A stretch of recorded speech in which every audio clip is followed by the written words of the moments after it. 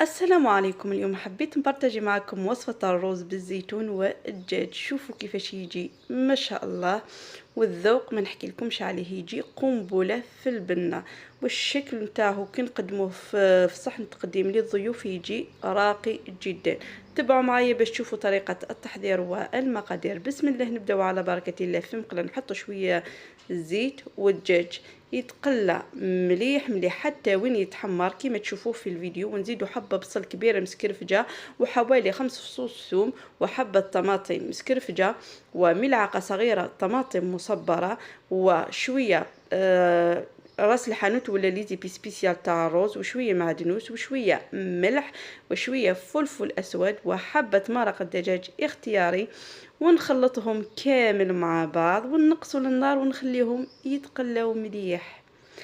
وبعد ما تقلاو كامل دوكا نزيد له الزيتون. انا الزيتون نشمخه في الماء ونبدلو، اني ما نغليوهش حتى تاني وين يتقلى مليح يطلق البنه نتاعو.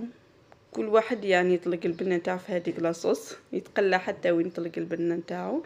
ونزيد له فلفل عكري ولا فلفل احمر، ونحركوه هكا لمده 30 ثانيه، ونمرقوه بالماء يكون سخون ولا دافي، ونحركهم ونغطيوهم ونخليهم يطيبوا تماما على نار متوسطه.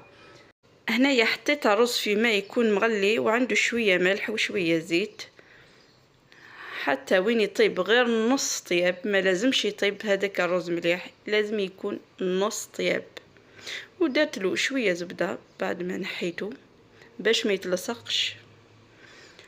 ودوك نحطه في المول اللي نطيبو فيه.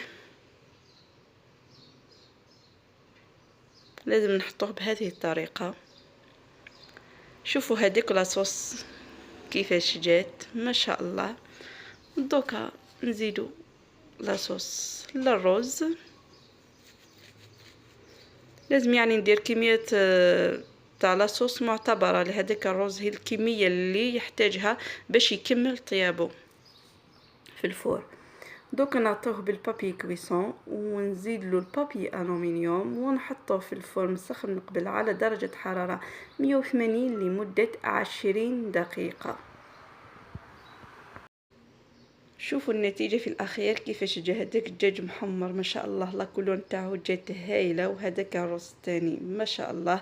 نتمنى عجبتكم وصفة اليوم. ما تنسوش تدعموني بالاشتراك في القناة والضغط على زر الجرس ليصلكم الجديد. إلى اللقاء، سلام.